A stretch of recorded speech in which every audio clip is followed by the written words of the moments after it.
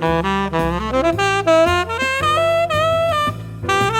what's up, guys? I hope everybody's having a great spring so far. First, I just want to say thanks so much for all the love on some video content that we've been putting out from live performances over this past year and a half or so. Have gotten to tour through a bunch of really cool places with my quartet as a soloist and as a featured guest with the legend Chris Botti. So thanks so much for staying tuned whenever we're playing around. It's been great seeing you guys out on the road. If you want to sign up for my Bands in Town page, you can actually get notifications. If you follow me on Bands in Town, you can get notifications for when I'm coming through your area. So make sure to do that if you want to see me and come say hey out on the road. But today I wanted to talk about something that I really dig getting into, which is playing over the chord changes of jazz standards. And there are a bunch of different exercises and techniques and concepts and approaches that you can get into, playing on jazz standards. But a lot of people get, sort of lost keeping track of the most important thing, which is the fundamentals of a jazz standard and the chord changes that you're playing through are always going to come back to the scales that match with every chord. Now, scales get a bad rap. And I think that's because a lot of times if people are using scales in a way that isn't effective, it's going to sound like you're just sort of pushing buttons through the song and it's not really going to lock in well. So we're going to talk about some of the elements that make it sound really good.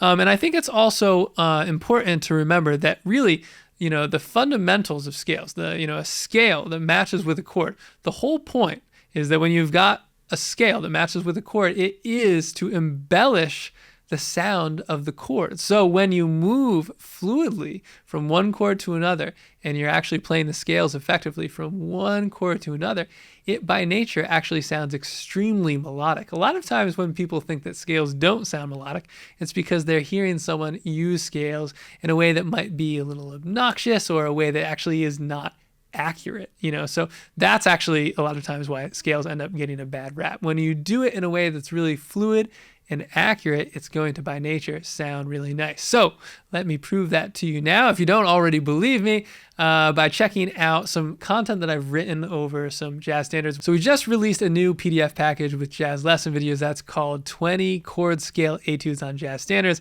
And with these etudes, what I've done is I've written a bunch of etudes on jazz standards where I'm only using the chord scales, and that means the scales matching with each chord all the way through the standard in what I'm attempting to be the most melodic, fundamentally sound way possible. And so if you want to check this out as a resource, you're welcome to. It's up on the Jazz Lesson Videos website where you can get an instant download of it, and it will include backing tracks as well as recordings of me playing every etude. But the greater point here is, of course, this is something that you can practice on your own. We want to get more comfortable playing just the scales through the standard. That is so often, the part of practicing standards that people get tripped up on because they're not doing that effectively before they're trying to go move on and do hipper things. So let's break that down. We'll check out one of the etudes just as a reference point for how you can do this effectively. We're going to start out with an etude that we're calling here. I'm sure the chord changes are going to sound familiar to you. We're going to start off with an etude that we're calling Days of Soda and Tulips. So first, we're just going to check out the first 16 bars of this etude. We're going to listen to it, and then we're going to analyze it a bit so you can get a better idea of how you can do this more effectively.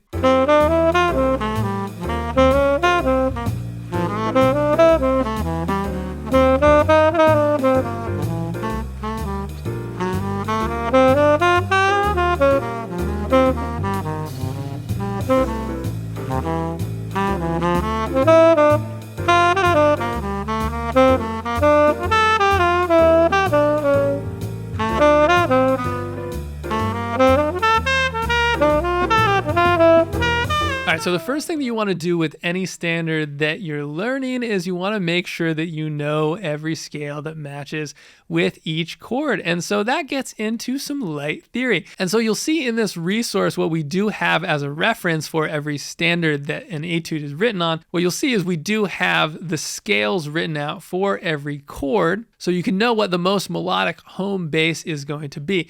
And so a lot of you, that's probably going to be pretty straightforward, but you will see that we will get into some interesting options functions as we break down some of the theory that goes on in standards like this. And so what you're going to see here on this tune is, we're going to start off with F major 7. We're speaking in concert here, according to where these changes usually lay. But we're going to start off with F major 7. That's going to be pretty straightforward. We're just going to have, F major scale is going to be probably your best home base there. Now, next, we're going to see on the E flat 7. That's just going to be E flat mixolydian, but when we have an E flat 7 on a tune that's in F major, that's going to function as a backdoor dominant. A backdoor dominant, it's a really cool sound. Pretty much a backdoor dominant is just anytime you have a dominant chord a whole step below the tonic. So in this case, we're in F major and we've got an E flat 7. That's going to be a backdoor dominant. When you have a backdoor dominant, you can either just play regular mixolydian there, or you can also play what's called a Lydian dominant scale, which is essentially just a mixolydian scale with a sharp 11 or a sharp 4, depending on how you want to think about it. And as we get into this, I think it's good to take a quick step back and, remind ourselves that, we can play any notes we want over any chords. But again, we're just looking at the fundamentals here. What ends up being most melodic is usually going to be your home bass option. So you want to be able to play this and be able to build off of this as you get more complex with your lines. Now in measure 3, we're going to see an A minor 7, but we're going to have, a couple options here. So we're of course just going to have Dorian, which is going to be our standard stock, jazz scale option for a minor 7 chord, right? So usually Dorian is going to be kind of our home bass. But when we have a minor chord that is operating as a 3 minor chord, which is just a fancy way of saying, hey, if you're in F major, then an A minor chord is going to be the 3 minor chord, because if you walk up from F major, you've got F, G, A. A minor is going to be the 3 minor. And when you have that, you also have the option of treating that chord, with a scale that matches it. You have the option of treating it as a Phrygian scale instead of a Dorian scale. When we have a Phrygian scale on a 3 minor chord, it ends up being the scale that lines up with the home key. So for instance, in this case, A Phrygian is going to be the same as the F major scale. So we can use either of those options here. Then when we move into measure 4, we're going to have a dominant flat 9 chord. Anytime you have a flat 9 chord, you're going to have a few different options, and I'll just tell you that my 3 favorites are going to be the following. We can either do Phrygian dominant. This is my favorite one. It's essentially just a mixolydian scale where you lower the flat 9, which is like lowering the second note, and you lower the 6. So you're going to have a flat 6 or a flat 13, depending on how you want to think about it. So again, that's going to be called the Phrygian dominant chord. It's a super melodic option.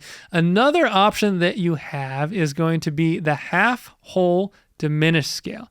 And that's what we end up using on the etude here in this 4th measure. When you have a half whole diminished scale, what you can do is you just build the scale by building it in the following intervals: half step, whole step, half step, whole step, half step, whole step, half step, whole step. So it's just a pattern going back and forth between a half step and a whole step. And that option is going to give you a natural 6 as opposed to the Phrygian dominant option, which gives you a flat 6. Now, before you get too concerned about maybe, not following the theory that's going on here, I want you to just know that when I was first learning jazz standards and practicing the scales that go with each chord on the jazz standards, I didn't really understand everything that was going on. It gets to a point where the most important thing is just to do it and start playing it. You don't need to understand all the theory before you practice it. The most important thing is that you're just practicing good stuff and diving right in and doing it. But continuing on here, when we get to the G minor 7, you're going to see that we actually use 2 different options. On the G minor 7, we're going to use Dorian as well as melodic minor in the next measure. So that's when we have that F sharp down there on the G minor 7. Melodic minor in jazz, it's actually a little different in classical. In classical music, it's different on the way down as it is going up. But in jazz, it's straightforward. It's just the same as Dorian, except we raise that 7th note. So we end up having, a major 7 with a minor 3rd back down there. Going on from there, we have this E flat 7, which again is the backdoor dominant chord. And what we're going to do here is we're just going to do regular mixolydian all the way through in the etude. But again, we could also raise that 4th note. So we have the Lydian dominant, which is a cool sound. Then we get into A minor, which is going to be that 3 minor sound again. So we can either do Dorian or Phrygian. We only play a few notes here because we break up the rhythm anyway. So, here it's not really going to make a difference, how we're thinking about it, because it can fall into either scale, the notes that we play on that measure. We continue on with D minor. D minor is going to be the 6 minor of F major. Again, this stuff, it's not super crucial. If you don't understand how all the numbers are working, that's okay. The main thing is to be practicing these scales and seeing if you can get through the standard fluidly, like what we've got written here in this etude. Continuing on, we have G minor, which is just 2 minor. And then you'll see G minor 7 over F, which is just changing the bass note to walk down into the next harmonic device.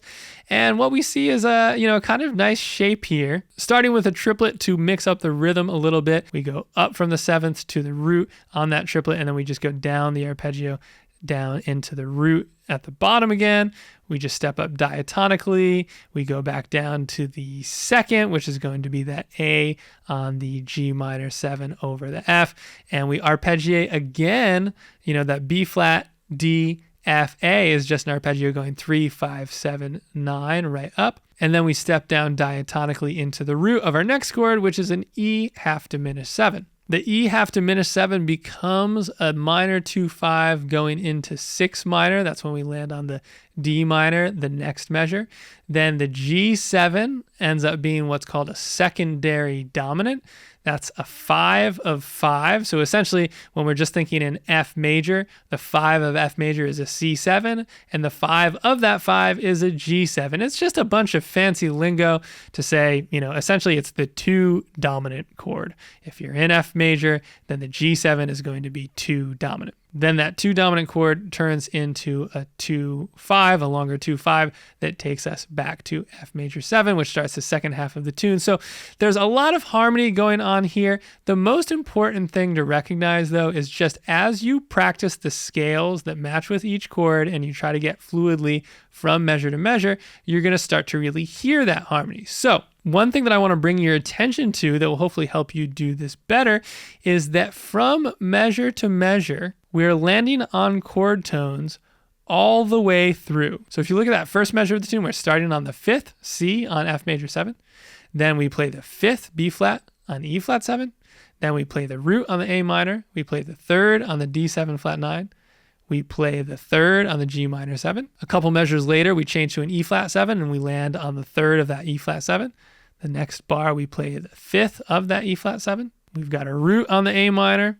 Now, for the first time, we play something other than the 1, 3, 5, or 7 on this D minor 7 shape. And this is just kind of a stock, nice melodic shape where we start on the 2nd and then we arpeggiate up to the 9th. The 2nd and the 9th are the same thing, really. It's just a different way of thinking about it, thinking of it down in the scale or up as an upper structure. And again, this is just a common melodic shape right here, playing 2, 3, 5, 7, 9, 1. And so point being, we've got, practically 8 measures straight where we're just playing chord tones every time we land on beat 1 of the measure. So that's a really melodic way to play through standards, is when, in addition to playing the scales on each chord, you're also able to land on those chord tones. So typically when I think about the elements, at play that make playing the scales over a standard, playing the scales over each chord sound melodic, if I were to break down the elements, I would essentially say we've got landing on the chord tones and using the chord tones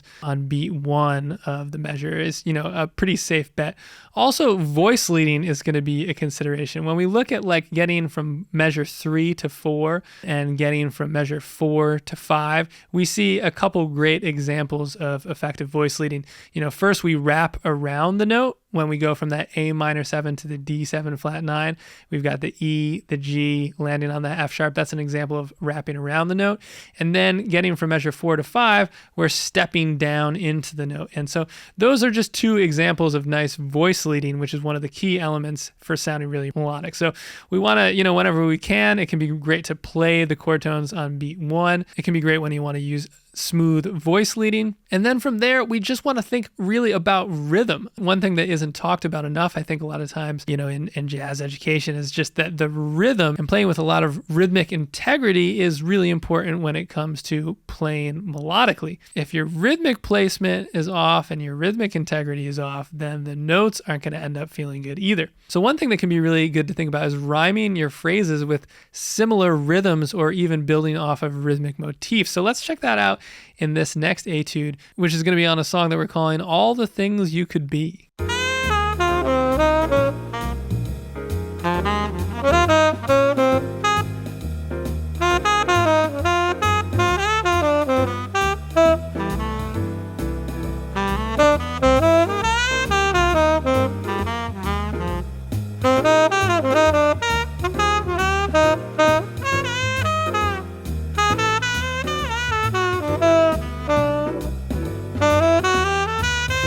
So we're going to see the same idea here, and that we're using just the notes that match with the scale of each chord, but we're going to have a lot of rhythmic action here. So if we look at the first 4 bars, just thinking about what's going on rhythmically, I'm just going to sing it not on a note. I'm just going to sing the rhythm. 1, 2, 3, 4, da, da, ba, do, da, da, 3, 4, ba, da, ba, do, da, do, ga. So just by having a similarity in that each of these 2 phrases ends with 4 and then a rest on beat 1 of the second bar of each phrase, and then the and of 1 being essentially the end of the phrase, that just creates this feeling of rhyming. And then we do an exact rhythmic rhyme in the 5th and 6th bars here. We've got the same exact rhythm with just a variation on the second phrase. And you'll see this rhythmic interplay in the lines ends up being a theme right through the entirety of this etude. So you'll see the rhythmic direction is a really key factor when it comes to playing interesting phrases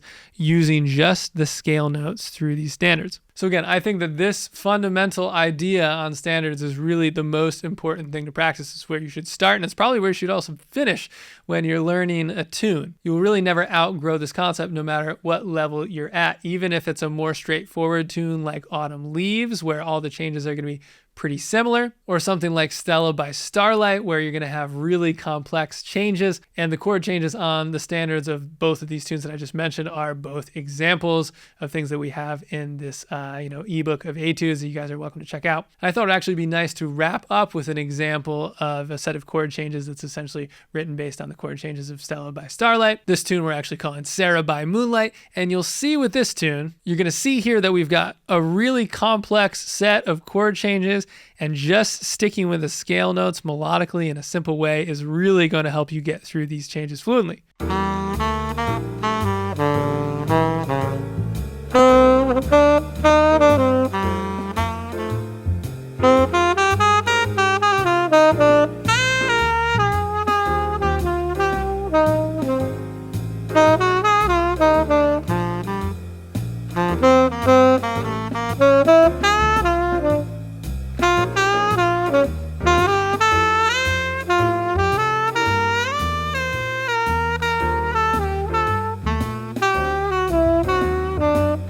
So these chord changes are really interesting because, this tune is actually in B flat major, but we don't even get to B flat major until measure 9 on this one. So when we've got harmony like this, that's really intricate, it's even more important, I think. I mean, it's always important, but especially on something like this, it's really important to be able to have a handle of the scales and be able to use them melodically like this so you can get through the tune in a way that sounds really nice. All right, guys, so I hope you enjoyed going through this stuff today. Again, I think this is the most important fundamental anytime you're learning a standard, and I hope some of you guys will find this resource useful and valuable for you guys. If you haven't already, make sure to subscribe to the channel, leave us a comment below, let us know what type of topics you want us to cover next, and we'll see you next time. Looking forward to it. Thanks, guys.